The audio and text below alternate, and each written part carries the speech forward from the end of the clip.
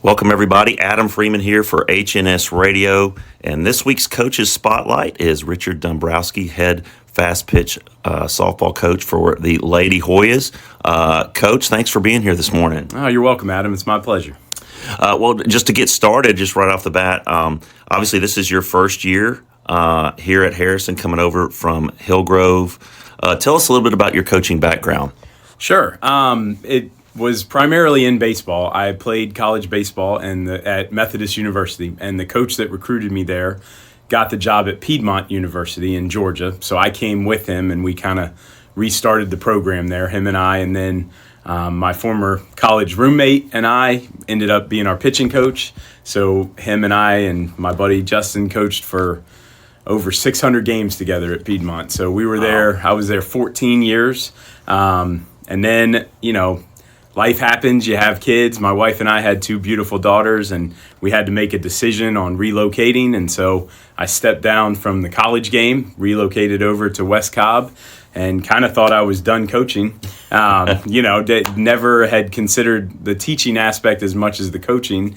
Had a mathematics degree, and so started looking into the teaching aspect, and I knew some of the coaches at Hillgrove and got a chance to get on staff over there, baseball and softball, and got back into the coaching, and the rest is history. That's awesome. Well, obviously you work with Dave Richardson. If you're in baseball, Dave Richardson, a good friend of mine, he and I actually ran a marathon together. Wow. Yes, I know. Yes. So Coach Richardson, obviously I'd known him for 12, 13 years recruiting his players and just trying. We had a couple really dynamic Hillgrove players at Piedmont when I was there. And so, the connection was there. And I remember I'd moved over here and he reached out to me right away. And I was like, Coach, not now. And it was about 2-3 years. And it was like, all right, let's give this a shot. And so that's where I got to meet him. And then obviously coach with Coach Voiles with the softball program as well. Yeah, cool. And with Mr. Ellis as well. That's right. I had Coach Ellis for 1 year. He was with us, or I was with him, I would say, because it was at the end of his coaching tenure before he transitioned over to athletic director. So, yep. Cool. Well, what would you say in all those years of coaching and all that experience, what would you say your coaching philosophy is and your approach to the game? I think it's definitely a process-oriented coaching philosophy. I really try not to get caught up in results. The program, we try to really work process step by step. It is, it's our mantra. It's on our shirts right now, together step by step. That's what we do. And it is, you can get so caught up in the results that you forget all the steps along the way. All right, and just kind of a little bit of a switch here. Sure. Obviously, with a lot of high school sports, you get, whether it's basketball, baseball, swimming, volleyball, you have a lot of sort of AAU influence. How do you think the softball sort of like club or AAU has influenced the high school game? It's influenced it a lot. It's the travel softball world is big, and it's important. It's relevant. It is, they're going to do that for a longer period of time than they're actually going to play a high school season. We get 30 games. We start August through October. The travel season has done a great job of leaving the high school season alone. So when we get the girls, we really get the girls for that time. But come January, after October, there's some winter tournaments. Then come spring, it's full bore. They're January through. I've given the analogy a lot that the softball season is, they do travel the first third of the year. January through the spring is travel. Then the summer is also travel, the second third. And then the last third is the high school season. So, for me, I'm getting the girls, and our staff, we're getting the girls at that last part of the year. So it is highly prevalent. It's where the college coaches are recruiting primarily. By the time they get to the high school season, they're cross-checking girls. They're coming to see girls they've already committed or girls they want to commit. So yes, it has a major, major impact.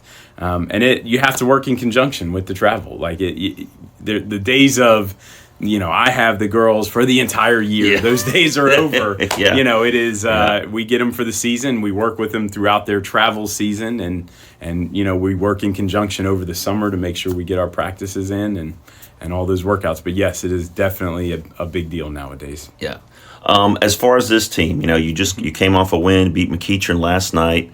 You're now 11-3 on the season. You're undefeated in region.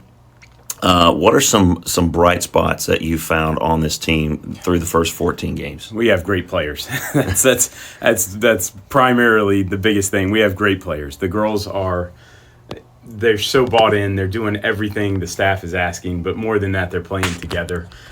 We knew we had a deep senior class. We had a lot of upperclassmen. They've been the leaders that we anticipated. We have gotten some great contributions from some younger players.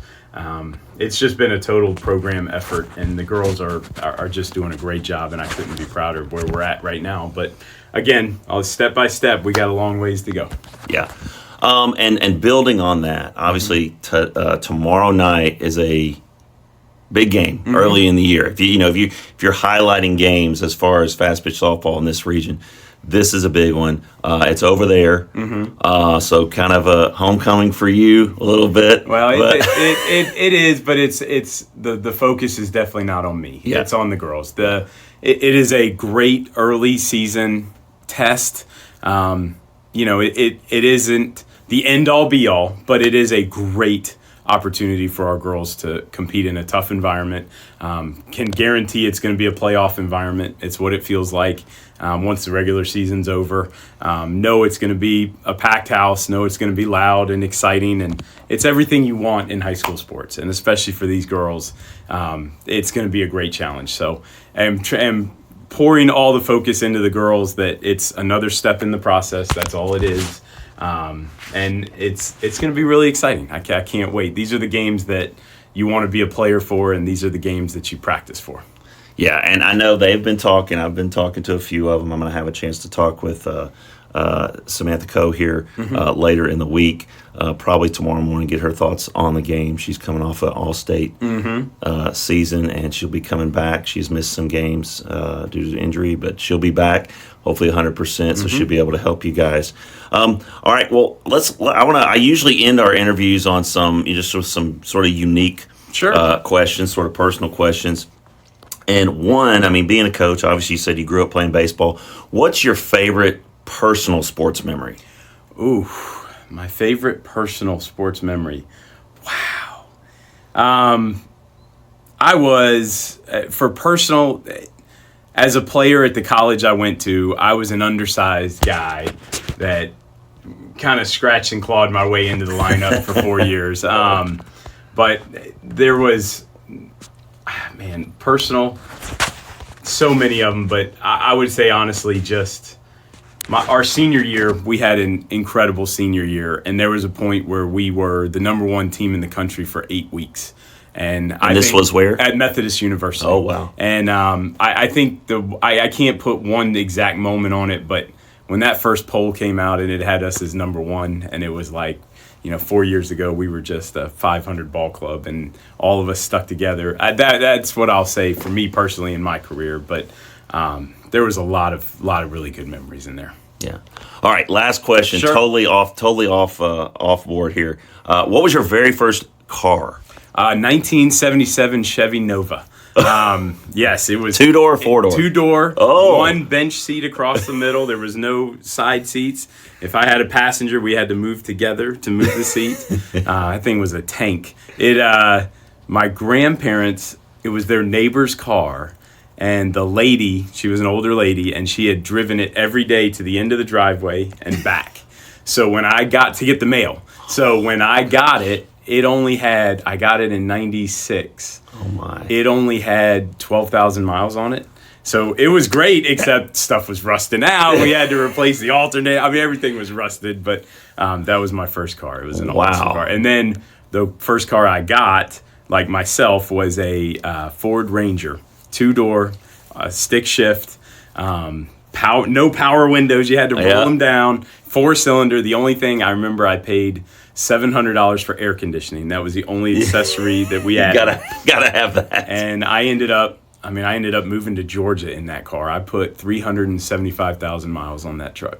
Wow. So that was when I ended up giving it to a former player of mine from Piedmont, and he kept it, and he ran another 50,000 on it, and it finally died. But I still have the car key for it, the truck key, and I told him if he ever gets it running again, I'm going to get it. So that was my favorite car ever. That's awesome. Yep. Well, Coach, I appreciate so much giving of your time this morning. I know with everything going on, first year teacher right in the middle of the season, it's time is of the essence. Yep. So we really appreciate it and wish you nothing but success and good luck against Hillgrove tomorrow. Thank you. It's going to be really exciting, and just all the credit to the girls. They're doing such a great job. They're worth coming to watch play. They're really fun.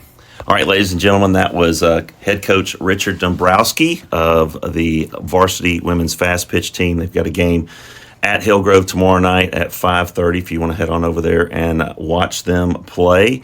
As for me, Adam Freeman, HNS Radio, you can follow us through Podbean on our HNS Radio podcast, and we will be going live Friday night at 7 o'clock from North Paulding as the Hoyas take on the North Paulding Wolfpack. Head to Podbean, download it for free, and type in HNS Radio in the search bar, follow, and you'll get notifications when we go live. Also, you can listen to us. You can listen to this episode and many more on that app, as well as our website, hnsradio.com. So we will be back with some more interviews later in the week, but until then, we will see you Friday night at 7. Remember, HNS Radio, feel the game.